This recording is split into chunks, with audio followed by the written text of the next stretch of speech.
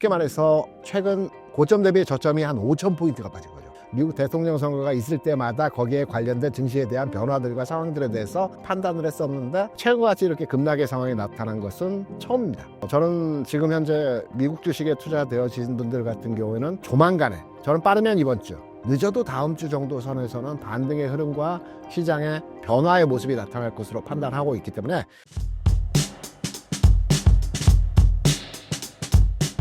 네, 안녕하십니까. KR 리서치의 김대진입니다. 여러분 반갑습니다. 현재 미국 증시 상황을 전해주신다면요? 많이 빠졌죠. 미국 증시 투자하시는 분들이 많으세요. 최근 1년 사이에 굉장히 많으셔졌는데 최근 굉장히 패닉에 빠지셨을 거라고 생각을 합니다. 그런데 저는 가능성의 기회가 앞으로 남아있다고 생각을 합니다. 이제 미국 증시 현황을 짧게 말씀드리면 최근에 미국 나스닥 기준으로 해서 2만 포인트 수준에서 진행이 되었어요. 최근 1, 2월 부근에서 2만 포인트에서 관세 정책이 추진되는 과정에서 17,500포인트까지 2,500포인트가 빠졌습니다. 이때는 캐나다, 멕시코, 한국 등등등 관세를 부과하겠다라는 취지로서의 시장 악재로 돌발 악재로 적용이 되면서 주가 빠졌고요. 여기에서 어느 정도 반등이 나오지 않을까라고 생각을 했는데 어느 정도 횡보하다가 15,000포인트까지 또 2,500포인트가 빠져서 최근에는 등락의 과정의 모습을 진행하고 있습니다. 그러니까 쉽게 말해서 최근 고점 대비 저점이 한 5,000포인트가 빠진 거죠. 제가 이 시장에 지금 20년 넘게 있으면서 흔히 말해서 미국의 대통령 선거를 5번 치렀습니다. 제가 투표권이 있는 건 아니지만 미국 대통령 선거가 있을 때마다 거기에 관련된 증시에 대한 변화들과 상황들에 대해서 판단을 했었는데 5번의 미국 대통령 선거를 지나왔거든요. 최근같이 이렇게 급락의 상황이 나타난 것은 처음입니다. 그래서 저는 지금 현재 미국 주식에 투자되어진 분들 같은 경우에는 조만간에, 저는 빠르면 이번 주, 늦어도 다음 주 정도 선에서는 반등의 흐름과 시장의 변화의 모습이 나타날 것으로 판단하고 있기 때문에 힘드셔도 조금만 기다리신다는 측면으로 접근을 해 보시는 게 어떠할까라고 생각을 하면서 미국 증시 상황 짧게 말씀을 드렸습니다. 트럼프가 파월 연준 의장이 해임해야 한다는 발언을 하였는데 어떻게 보시나요? 어제 그제 그 내용으로 시장이 출렁출렁했죠. 그런데 새로울 건 없어요. 그러니까 과거에 대한 데자뷰라고 저는 생각을 하거든요. 트럼프가 지금 추진하고 있는 여러 가지 정책들과 시장에 충격을 주는 내용들은 지금 새롭게 발현되어서 생산적으로 나타난 내용이 아니고요. 트럼프 1기 행정부 때 2018년도에도 이와 똑같은 내용들이 있었습니다. 과거 얘기를 제가 좀 드릴게요. 2018년 2월에 파월 의장이 연준 의장으로 취임을 했습니다. 그리고 나서 그때 미국은 금리 인상을 하던 시기였어요. 0포인트에서 2.5% 수준까지의 금리를 인상하는 과정이었거든요. 트럼프 대통령은 2017년도에 취임을 했거든요. 그래서 신행정부 시기였습니다. 이 당시에도 지금과 비슷하게 미국의 제조업을 살리고 감세를 하고 중국과 무역 전쟁이 있었을 때였습니다. 그래서 트럼프 입장에서는 파월이 그 당시에 금리를 계속 인상하고 있었을 때여서 감세를 하고 제조업을 살리고 무역 전쟁을 하기 위해서는 금리 인상을 멈춰야 된다는 생각을 가지고 있고 시장에 금리 인상이 스탑되어야지만이 시장에 원활한 효과를 발휘할 수 있었거든요. 지금 파월과 트럼프가 싸우는 것은 금리 인하를 빨리 해라. 파월은 안 된다. 좀 기다려보자. 그러니까 논쟁이지 않습니까? 그 당시에는 금리 인상을 멈춰라. 못 멈추겠다. 이거였거든요. 정확하게 2018년 12월에 파월 의장이 금리 인상을 단행했어요. 이게 이제 0에서 2.5%까지 한 4번인가 이제 인상을 하는 과정에서 금리 수준에서의 상황이 전개됐는데 트럼프가 이제 우지에 화났죠. 해임시키겠다. 잘라버리겠다. 쉽게 말해서. 그렇게 지금과 같은 분위기가 연출됐었는데 그때 똑같이 보좌관들이나 시장 자체에서 충격파를 생각을 해서 자르면 안 된다 라는 어떤 우호적 분위기에서의 상황이 지금과 똑같았습니다. 그리고 나서 트럼프가 취한 행동이 지금 증시와 연동해서 우리가 앞으로 시장을 예측할 수 있는 겁니다. 금리는 인상됐고요. 감세는 해야 되겠고요. 제조업을 살려야 되겠고 중국을 압박해야 되는데 금리는 이미 인상을 해버렸기 때문에 트럼프가 취할 수 있는 정책적 행동은 그 당시에 무제한 양적 완화했습니다. 내가 금리 인하를 시킬 수는 없을 것이고 금리 인상은 이미 진행을 해버렸기 때문에 시장에 돈을 풀어야 되는데 금리를 내려서 돈을 풀 수는 없기 때문에 무제한 양적 완화. 그게 무슨 말이냐면 기업에 대해서는 회사채를 무제한 사주고요. 은행에 대해서는 은행채를 무제한 사줬어요. 정부가. 그럼 어떤 현상이 나타나냐면 기업이 회사채를 발행한 걸 정부가 무제한적으로 사주고 나서 나중에 소각을 해버렸어요. 없애버렸어요. 그럼 기업은 회사채를 통해서 자금이 유입되기 때문에 이 자금이 유입된 걸 가지고 신개발을 한다든가 사업 다각화를 한다든가 공장을 짓는다든가 경기가 부양이 되겠죠. 은행들은 은행채를 사주니까 돈이 들어오지 않습니까? 정부가 은행채를 사주니까 은행에 돈이 들어오기 때문에 이 돈을 가지고 대출을 해주잖아요. 돈이 많아지니까 대출을 해줄 때 대출 금리가 낮아지죠. 그러니까 실제 파월이 금리 인상을 했지만 시장에서는 무제한 양적 완화를 통해서 시장의 금리 수준에서의 상황은 안정화되고 내려가는 현상에서의 모습이 나타났고 주식시장은요. 정확히 한번 그 차트를 보시면서 한번 공부해 보시면 아시겠지만 제가 2018년 12월에 파월 의장이 금리 인상을 단행했고 여기에서 서로 박싱, 그러니까 그 논쟁이 있었다라고 말씀드렸지 않습니까? 2018년 12월에 나스닥 기준에서 6,000포인트 저점을 찍고요. 이때부터 랠리를 보여주면서 9,600포인트까지 지수가 상승을 했습니다. 그래서 지금 장으로 이제 우리가 등치시켜서 해석을 해보게 되면 트럼프는 파월에게 금리 인하를 하라고 하죠. 그리고 관세 정책을 추진하고 있죠. 근데 파월이 금리 인하를 할지 안 할지 5월에 연준이 이제 회의가 있는데 할지 안 할지 모르겠습니다. 근데 안 할 가능성이 크다라고 판단을 해요. 그러면 트럼프는 여기에 대해서 양적 완화, 그러니까 금리 인하와 똑같은 현상에서의 정책을 추진할 가능성이 굉장히 높습니다. 그러면 기존과 같이 무제한 양적 완화를 통해서 뭐 기업채, 회사채, 은행채를 사줄 수도 있는 거고요. 물론 미국 정부가 지금 돈은 별로 없어요. 새로운 부채 한도 협상을 해야 되기 때문에 이런 난제들이 있긴 하지만 새로운 우리가 판단하지 못했던 시장에 돈을 푸는 과정에서의 어떤 일을 진행할 수 있을 것이고 이 일은 증시에 긍정적으로 진행될 수 있는 상황으로의 전개가 될 수 있다. 이렇게 과거 흐름을 가져와서 지금 트럼프와 파월이 싸우고 있는 내용을 가지고 지금 증시에 빗대어서 해석을 걸 수 있는 내용이죠. 물론 상황은 과거의 상황이 그대로 이번에도 이전돼서 똑같이 진행된다라고 판단하기는 어렵겠지만 우리가 이제 학습 효과라는 게 있고 과거에 이렇게 했기 때문에 미래에도 이렇게 한다라는 게 금융시장에서 많이 나타나거든요. 그래서 저는 트럼프 대통령이 이번에 양적 완화에 해당하는 어떤 정책적 실현 가능성 내용을 진행하지 않을까. 그래서 증시에는 긍정적으로 진행이 되지 않을까 이렇게 생각을 합니다. 트럼프의 퍼포먼스가 일찍 진행될 수 있나요? 우리가 이제 잘 생각해야 될 거, 관세 정책을 트럼프가 추진하고 있지 않습니까? 뭐 중국에 뭐 100%가 넘는 관세, 그리고 우리나라도 25%, 다른 나라 뭐 30% 수준 뭐 관세 정책을 추진하는데 이게 과연 미국 이외의 국가에 대해서 니들이 무역 수지 흑자를 발현시켰기 때문에 니들은 이제 손해를 좀 보고 우리가 좀 싸게 살 거야. 이 내용이 아닙니다. 트럼프가 관세 정책을 추진하는 것은. 트럼프가 관세 정책을 추진하는 기본적인 내용은 미국에는 제조시설이 없어요. 거의 자동차 몇 개 그 부품 제조회사, 완성차 몇 개 회사만 제조시설이 있고요. 대부분 서비스입니다. 미국 금융과 서비스의 국가입니다. 그러니까 실제적으로 미국에서의 근로자들이 취업할 데가 없습니다. 그러니까 미국에서 맨날 나오는 게 물가와 고용에 대한 데이터가 나오지 않습니까? 그래서 고용 창출을 위한 관세 정책이거든요. 무슨 말이냐면 상대국이 미국에 공장을 지으라는 내용이 아니고요. 이 공장을 짓기까지 시간도 많이 걸리고 공장을 지을 수도 있겠으나 기본적인 의도는 미국 기업들, 그러니까 예를 들어 나이키 같은 경우는 공장이 다 인도네시아에 있어요. 미국 내에 거의 없습니다. 동남아 쪽 태국, 베트남, 인도네시아에 공장이 있어요. 이 제조시설을 미국 기업의 제조시설을 해외에 나간 제조시설을 다 미국으로 가져오라는 겁니다. 애플도 마찬가지죠. 중국에 다 가 있죠. 테슬라도 마찬가지죠. 그러니까 니네들 미국 기업들이 공장을 해외에 짓지 말고 해외에 지어진 공장을 미국으로 가져오라 이거죠. 그래서 고용을 창출하는 게 기본적인 내용입니다. 그래서 주식시장에서의 하락률이 우리나라 시장도 마찬가지로 좀 많이 빠지긴 했지만 미국의 타격이 컸던 게 이러한 요인으로 미국 시장에서의 하락 요인이 컸다라고 판단하거든요.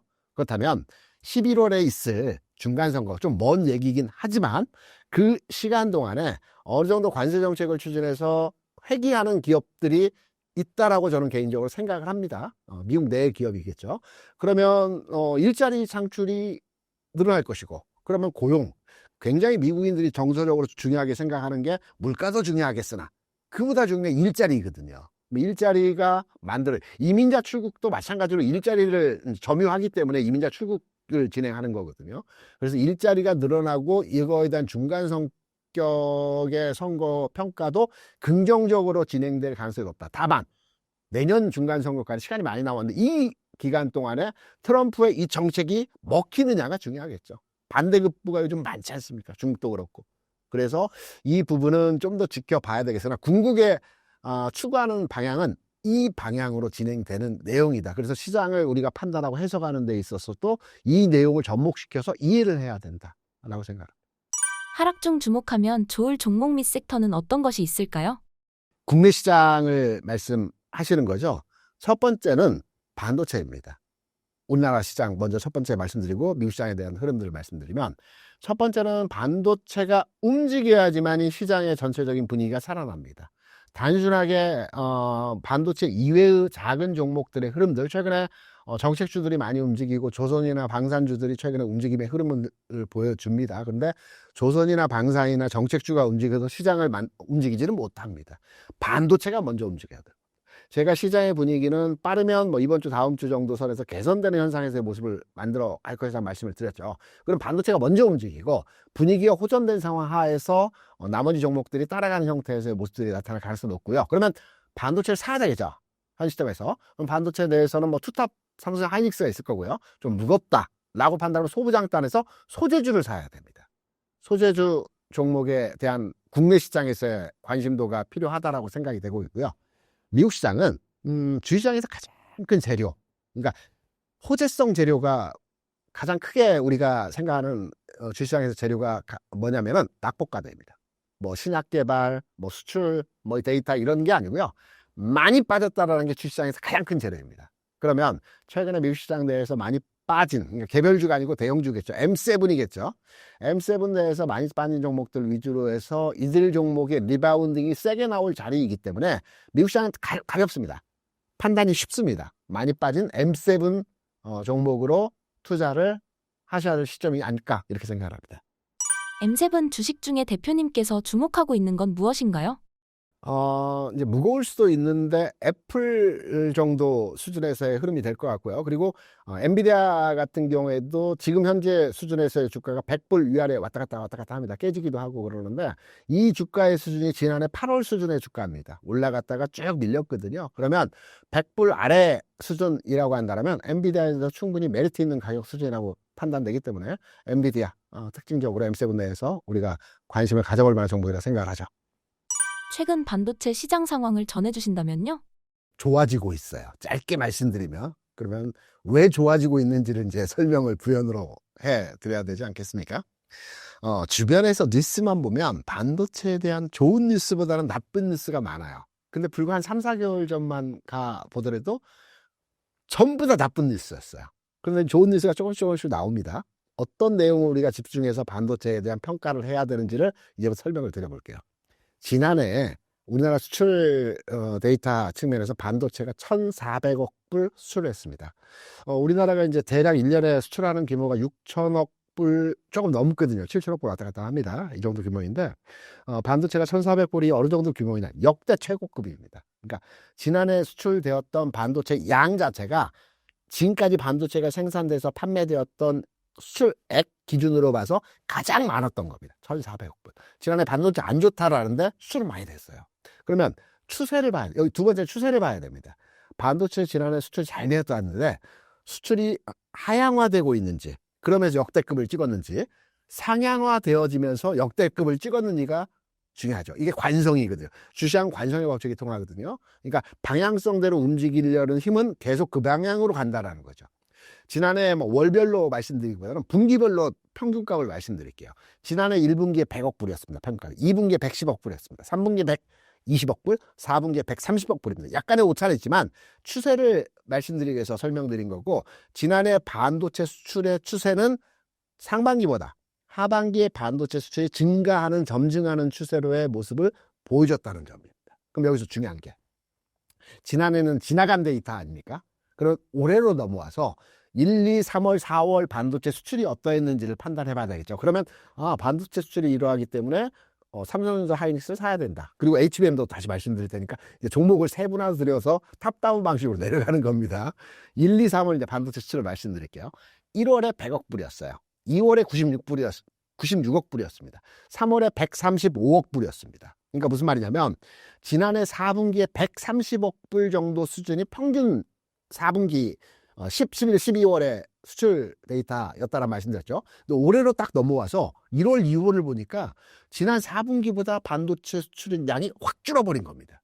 그래서 1, 2월에 반도체 기사들 많이 나왔던 게 반도체 업황 다시 사그라드는 거 아닌가라는 뭐 약간 부정적인 뉘앙스의 반도체에 대한 전망들이 많이 나왔던 겁니다. 그러면서 3월에 딱 데이터를 열어보니까 4월 초에 열어봤겠죠. 135억 불이었어요.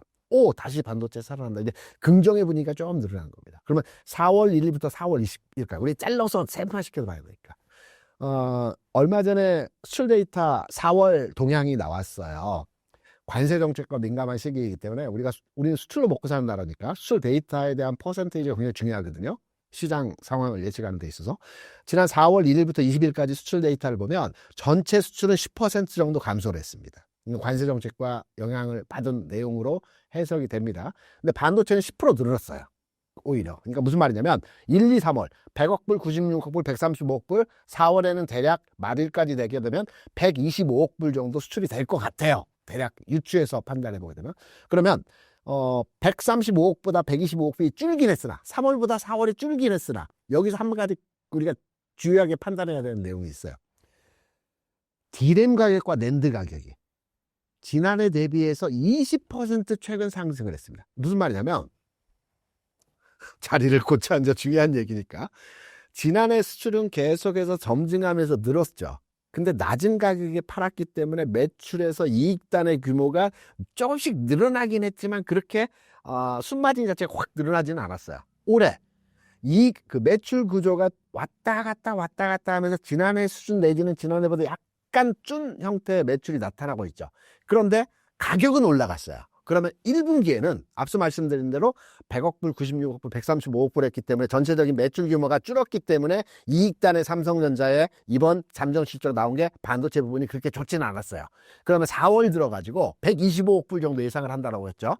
그리고 5월에도 6월에도 이 추세가 이어진다라고 판단했을 때 이익단의 규모, 가격이 올랐기 때문에 생산 가격에 점증된 20% 부분이 반영이 되게 되면 2분기 실적에 대한 삼성전자에 대한 매출과 영업이익은 1분기 대비해서 확 늘어날 가능성이 있다는 걸 우리 미리 유추해서 해석할 수 있을 겁니다.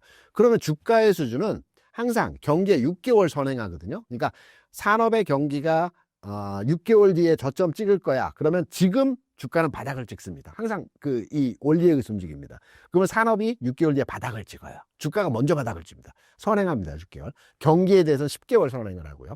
그럼 반도체 경기가 저점을 올해 내에서 저점을 지난 2월에 찍었다라고 한다라면 이제 주가는 이제 미리 찍었을 거고요. 지금은 2분기 상승 궤적에서의 흐름으로 진행형이죠. 그럼 주가는 지금 대비해서 올라가야 된다는 측면으로 우리가 해석을 해볼 수 있는 겁니다. 이게 삼성전자를 기반으로 한 레거시 반도체죠. 그러니까 메모리 반도체 부분과 이 흐름에 대한 내용입니다. 그럼 삼성은 한번 해결됐고요. 딱 이제 HBM, SK 하이닉스로 넘어야 돼요. 구분해서 판단해야 되니까. SK 하이닉스의 최근 영업이익 내에서의 흐름을 보게 되면 지난 3, 4분기 영업이익을 보면 7조 원, 8조 원, 그리고 이번 1분기에 시장에서 판단한 6조 한 6, 7천억 정도 할 것 같아요. 그래서 삼성 하이닉스 주가가 지금 못 가고 있는 겁니다. 뭐 엔비디아 주가 빠져서 연동해서 빠진 것도 있겠지만 기본적으로 지난해 굉장히 HBM과 관련된 매출이 늘어나면서 이익치가 개선이 꽉 됐었죠. 지난해 분기별로 6조 원, 7조 원이라고 7조 원, 8조 원이라고 말씀드렸는데 이 7조 원, 8조 원이 어느 정도 되냐면 하이닉스가 일반적으로 분기에 이익을 내는 규모가 많으면 2조 원이었어요. 많으면. 예전에 통계치에 대한 자료를 보게 되면. 그러면 지난 분기에 7조, 8조 이 정도 수준이면 두세 배 늘어난 거죠. 굉장히 이익이 폭발적으로 늘어난 거지 않습니까? 근데 최근 주가 빠진 거는 이번에 6조 6천억 정도 예상이 되기 때문에 주가는 최근에 정체된 흐름에서 하락을 했지만 2분기가 중요하죠. 근데 1분기 실적은 주가에 어느 정도 반영이 됐습니다. 그럼 2분기 실적, 대부분 하이닉스는 HBM과 관련된 엔비디아와 연동된 흐름에서의 매출단에서 이익치가 결정되기 때문에 2분기 실적에 대한 추정치에 대한 부분을 우리가 판단해 보게 되면 여기서 6조 6천억이 뭐 5조로 줄다고 하면 주가는 더 빠져야 되겠죠. 근데 주가는 항상 미리 선반영이 되고 이 정도만 유지되더라도 주가는 올라갈 수 있거든요. 가격은 미리 반영되니까. 2분기 실적에 대한 예상치, 아까 메모리 반도체에 대한 부분들을 말씀드렸는데 메모리 반도체가 증가하고 있고 가격이 올라갔는데 HBM, 그러니까 고대역 다층 메모리 반도체 자체가 내려갈 수는 없어요. 이게 역으로 움직일 수는 없습니다. 같이 연동하거든요. 약간 시차를 둘 수는 있겠으나. 그럼 하이닉스 마찬가지로 지금 수준에서의 가격이 저점을 찍고 반등할 수 있는 여지입니다. 다만 여기서 삼성전자 하이닉스의 가격차가 좀 괴리를 보일 수 있는 게 뭐냐면 하이닉스는 엔비디아와 TSMC와 주가 연동해서 움직입니다. 같이 움직입니다. 삼성전자는 좀 달라요. 그렇기 때문에 엔비디아와 TSMC의 주가가 어느 정도의 반등권에 들어왔다는 말씀드렸죠. 어느 정도의 반등 흐름이 나오느냐에 따라서 하이닉스의 흐름도 달라지겠죠. 그래서 일시적인 반등은 나올 거고 우리가 생각하는 뭐 20만 원 넘어서 저고점 22만 원, 24만 원 돌파하는 흐름이 언제 나올지에 대한 부분들은 좀 더 판단해야 되겠으나 20만 원 언저리까지의 반등, 엔비디아가 120불까지의 반등, 이 수준에서의 상황은 짧은 기간 내에서 흐름에서 진행될 가능성이 있다. 이렇게 해석을 하는 게 맞을 것 같습니다. 삼성전자의 성장 가능성과 반등 타이밍은 어떻게 보시나요? 성장 가능성부터 말씀을 드릴게요. 반등 타임에 대해서는 제가 많이 말씀드렸고 축약해서 말씀드릴 거고요. 삼성전자 아마 8만 원대 물리신 분들이 많으실 겁니다. 뭐 7만 원도 많으실 거지만 지금 뭐 5만 원, 5만 5천 원 주가 수준을 보이기 때문에 대략 한 30%, 40% 정도 손실이 나 있는 상태이시죠. 대부분 물타기를 좀 하셨다 하더라도 20, 30%는 손실이 나신 상태입니다. 그럼 우리가 삼성전자를 바라보는 것이 단순하게 7만 원을 가고 8만 원을 가는 것이 아니고 10만 원 또는 15만 원, 높게 보면 20만 원까지 가는 삼성전자를 우리가 기대하고 바라보면서 삼성전자에 투자되었던 거거든요. 가능성이 있습니다. 그러니까 삼성전자의 구조적 측면을 우리가 잘 판단을 해야 되는데 지난 1분기에 삼성전자의 실적에 대한 내용을 보게 되면 휴대폰 사업부에서 4조 5천억을 벌었어요. 반도체는 한 8천억 정도 벌었고요. 그 다음에 그 디스플레이하고 하만 쪽에서 아마 1, 2조 정도 벌었는데 우리는 지금 삼성전자는 반도체 회사만을 평가하고 반도체 회사로만 알고 있는 겁니다. 근데 삼성전자의 매출은 반도체와 휴대폰이 양분화되어 있고 비슷한 수준으로의 진행이 되고 있어요. 그러면 삼성전자가 10만 원을 넘어가고 20만 원이 가기 위해서는 반도체 시장이 막 커나가는 것보다는 정체되어 있는 휴대폰 사업부가 커나가면 삼성전자 주가도 10만 원을 넘어갈 수 있는 겁니다. 그럼 휴대폰 사업부에서 어떠한 모멘텀이 작용하면서 변화와 혁신이 있을 수 있는지를 우리가 찾아내면 되거든요. 이게 엑시노스입니다. 제가 여러 차례 말씀드린 것 같은데 삼성전자에서 지금 1년에 10조에 대한 금액을 로열티로 지불해요. 그러니까 AP 휴대폰에 보면 그러니까 그 헤더 프로세서라고 해서 모든 저 애플리케이션 작동을 조절하는 그 프로그램 그 칩이 있습니다. 이게 AP라고 보통 하는데요. 삼성은 이거를 자체 제작한 프로그램에 발열이라든가 노이즈가 있어가지고 퀄컴사 거를 갖다 쓰고 있어요. 이게 휴대폰 가격의 40%입니다. 그러니까 뭐 휴대폰 가격 100만 원이라면 한 40만 원 정도 되는 거죠. 굉장히 높은 비중으로 차지하는 부품입니다. 이거를 지금까지는 퀄컴사 거를 썼는데 삼성이 2017년부터 이 부분에 대해 엑시노스라는 제품으로 계속 개발을 하고 있고요. 계속 그 시행착오를 겪고 있는 상황에서 최근 나온 뉴스를 보게 되면 올 하반기 또는 3, 4분기 정도에서는 국내 제품에 뭐 이전에도 몇 번 그 채용을 했었지만 완성된 형태의 엑시노스를 젯 플립에 적용을 해서 상용화를 시키겠다라는 얘기를 했고 이재용 회장도 삼성의 앞으로의 방향성은 이 휴대폰 사업에서 엑시노스 AP와 관련된 내용으로 TF팀과 방향성을 결정 가지고 추진하겠다라는 내용들을 발표를 했습니다. 그러면 엑시노스가 적용되고 장착되고 안정화됐을 때는 10조가 세이브가 되는 겁니다. 줄 돈을 안 주기 때문에 판매할 수도 있는 겁니다. 사에 애플은 자체 AP를 쓰고 있고요. 그렇기 때문에 여기에 대한 이익치가 배가가 되면 삼성과 10만 원을 돌파하는 걸 가볍게 운용이 될 수 있죠. 우리는 반도체에서만 어떤 그 방향 탈출구를 찾고 있는데 휴대폰 사업부 쪽에서 이러한 부분들이 확장될 수 있다라는 측면으로 발전 가능성에 대해서 우리가 판단하고 가능성을 말씀드렸고요. 이제 반등 가능성에 대해서 말씀을 드렸지 않습니까? 삼성전자의 최근 주가는 5만 원을 살짝 종가상으로 깼다가 지금 5만 5천 원 내에서 움직입니다. 6만 2천 원 갔다가 5만 5천 원 내려가서 여기서 왔다 갔다 하거든요. 빠지지 않아요.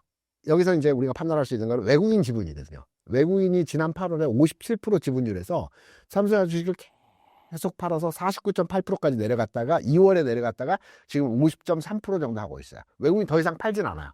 물론 당일 흐름을 보면 외국인 투자를 조금씩 팔리고 있지만 크게 파는 것은 이미 끝났다는 거죠. 그러면 여기서 외국인들이 사 들어오는 시점은 반등의 어떤 출발점이 된다라고 판단이 되면서 가격적으로 볼 때 5만 5천 원 라인은 바닥점이라고 판단을 하고 있습니다.